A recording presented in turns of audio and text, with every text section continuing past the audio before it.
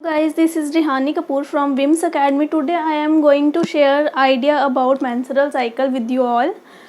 अच्छा, let's start with what is menstruation and how does it occur. ठीक है, menstruation occurs in human, apes and old world monkeys.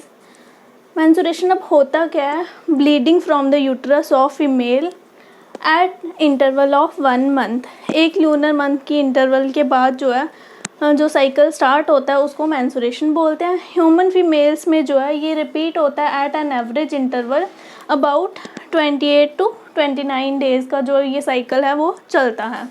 The cycle of events जो है वो start होता है 1 menstruation से लेके नेक्स्ट वाली तक, और जो ये पीरियड होता है 1 से लेके नेक्स्ट तक का उसको हम क्या बोलते हैं? Menstrual cycle. ठीक है, अब मेंस्ट्रुअल साइकिल जो है उसमें टोटल क्या है?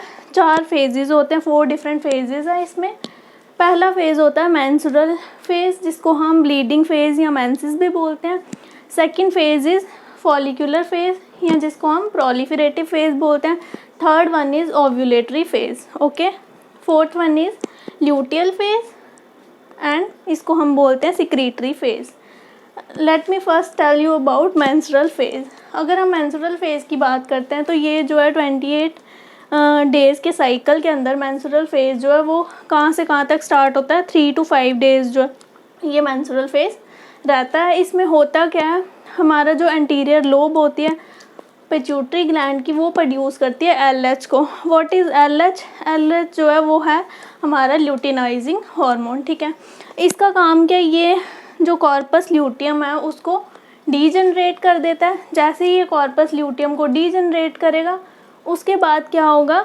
जो हमारा प्रोजेस्टेरॉन है उसका लेवल डिक्रीज़ हो जाएगा, प्रोजेस्टेरॉन जो है कम हो जाएगा, और जो ईस्ट्रोजन की प्रोडक्शन है वो भी थोड़ी सी रिड्यूस हो जाएगी. ठीक है, जो हमारा एंडोमेट्रियम है उसकी वॉल जो है वो ब्रेक हो जाएगी, और जैसे ही हमारे एंडोमेट्रियम की वॉल जो है वो ब्रेक होती है मेंस्ट्रुएशन जो है वहीं पे स्टार्ट करती है. ठीक है, और मेंस्ट्रुअल फ्लो जो है, जो भी मेंसेस के टाइम पे ब्लड आता है उसमें उस फ्लो में होता क्या क्या? एक तो उसमें ब्लड होता है, जो एंडोमेट्रियम वॉल हमारी रीजनरेट हुई होती है उसके सेल्स होते हैं, और थर्ड जो है अनफर्टिलाइज्ड ओवम होता है. ठीक है, तो ये सारे मिलकर मेंस्ट्रुअल फ्लो को बनाते हैं. ठीक है, फिर let we move to follicular phase. Second phase is follicular phase जिसको क्या बोलते हैं? प्रोलिफरेटिव फेज बोल रहे हैं. प्रोलिफरेटिव जैसे कि नाम ही बता रहा है, इसमें क्या है? कोई चीज़ बन रही है. तो प्रोलिफरेशन में क्या होता है? इसमें डेज आते हैं 6 से लेके 13 या 14 डेज जो है इसमें आते हैं. इस टाइम पे क्या होता है? इस स्टेज में क्या, जो FSH जो है उसको सिक्रीट करता है. एंटीरियर लोब ऑफ पिट्यूटरी जो है FSH को सिक्रीट करती है, और ये स्टिमुलेट करती है कि जो हमारा ईस्ट्रोजन हार्मोन है वो सिक्रीट हो सके. यहाँ पे ईस्ट्रोजन का काम क्या है? वो हेल्प करता है एंडोमेट्रियम की प्रोलिफरेशन में, और एंडोमेट्रियम जो है इस फॉलिकुलर फेज में क्या होता है? वो रैपिडली सेल मल्टीप्लिकेशन करती है, और जिसकी वजह से एंडोमेट्रियम वॉल जो है वो थिकर हो जाती है. ठीक है, then we move to ovulatory phase. Ovulatory phase जो है वो थर्ड फेज है. इसमें क्या होता है? बोथ जो ल्यूटिनाइजिंग हार्मोन है LH है और FSH जो है ये ओव्यूलेटरी फेज में कहाँ पे पहुँच जाएंगे? पीक लेवल पे पहुँच जाते हैं. जैसे कि ये डायग्राम में शो कर है, ओव्यूलेटरी फेज के पास पास ये पीक लेवल अटेन कर लेते हैं अपनी. तो इस टाइम पे सबसे ज़्यादा सिक्रीशन होगी. जो रैपिड सिक्रीशन है LH की, वो क्या करेगा? वो इंड्यूस करता है कि जो हमारा ग्राफिन फॉलिकल है वो रप्चर हो जाता है, और इस स्टेज में क्या होता है?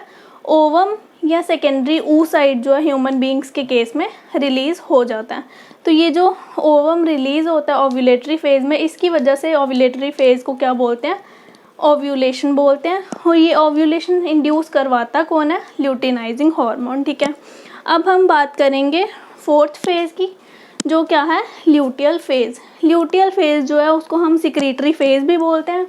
जैसे कि नाम ही बता रहा है, इसमें जो है सिक्रीशन होती है. ठीक है, इंक्लूड्स इसमें डेज़ कौन कौन से आते हैं? 15 से लेके 28 to 29 डेज़ जो है वो इस फेज़ में आते हैं.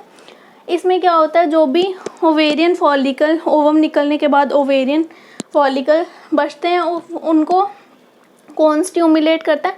एलएच जो है उनको स्टिमुलेट करेगा ताकि वो क्या बना दे, हमारी कॉर्पस ल्यूटियम जो है वो बना सके। ये डायग्राम में शो किया है। जैसे ही डीजनरेट होने के बाद ये कॉर्पस ल्यूटियम बना देगा, ठीक है। कॉर्पस ल्यूटियम जब बन जाती है उसके बाद ये क्या करता है, लार्ज अमाउंट में प्रोजेस्टेरॉन जो है यहाँ पे सिक्रीट होता है।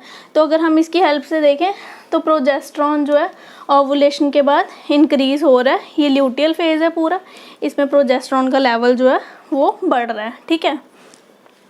फिर प्रोजेस्टेरॉन जो है वो क्या करता है, वो स्टिमुलेट करता है हमारे यूटेराइन ग्लैंड्स को कि वो वाटरी म्यूकस जो है वो प्रोड्यूस करे। वो वाटरी म्यूकस जो है वो क्यों चाहिए होता है, ताकि जो भी हमारी एंडोथीलियम है, एंडोथीलियम वॉल है, उसकी मेंटेनेंस हो सके प्रॉपरली। ये एंडोथीलियम जो है इसकी मेंटेनेंस क्यों ज़रूरी है, जो भी इवेंट्स आते हैं इम्प्लांटेशन के, अगर फर्टिलाइजेशन जो है होती है ओवम की, जो भी डिफरेंट इवेंट्स आते हैं इम्प्लांटेशन में या प्रेगनेंसी इवेंट्स जो आते हैं, उसमें एंडोथीलियम का बहुत बड़ा काम है, रोल है। इसीलिए इसकी मेंटेनेंस जो है वो ज़रूरी है और इसको हेल्प करता है प्रोजेस्टेरॉन, ठीक है।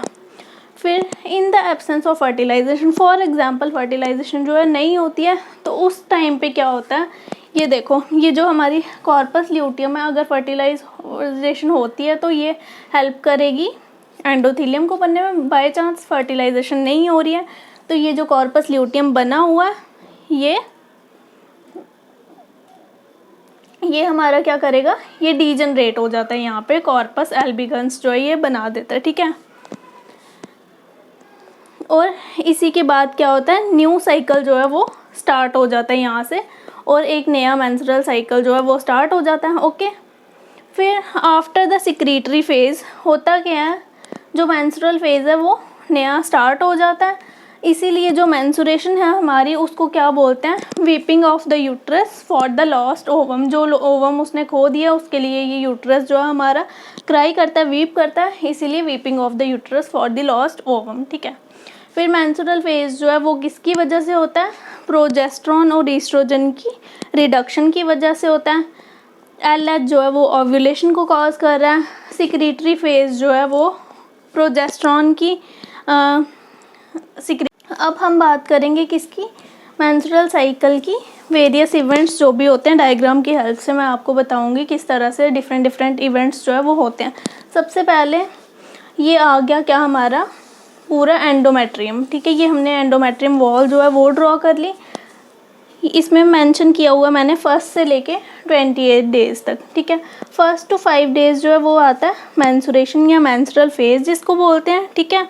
फिर उसके बाद आता है फॉलिकुलर फेज़ जिसको हम प्रोलिफरेटिव फेज़ बोलते हैं, ये यहाँ तक रहेगा। फिर 14 to 15 डेज से क्या स्टार्ट हो जाएगा, ये पूरा एंड तक क्या है, ल्यूटियल फेज़। और एट द एंड ऑफ 28 या 29 डे नेक्स्ट साइकिल जो है वो स्टार्ट होता है, ठीक है। ये सारे इवेंट्स जो होते हैं एंडोमेट्रियम में, यूटरस में, तो इसको यूटेराइन इवेंट्स बोलते हैं, ठीक है। ये स्टार्टिंग में 1 to 5 डेज जो है मेंसेस चल रही हैं, ये लास्ट में नेक्स्ट साइकिल जो है वो स्टार्ट हो रहा है, ठीक है हमारा।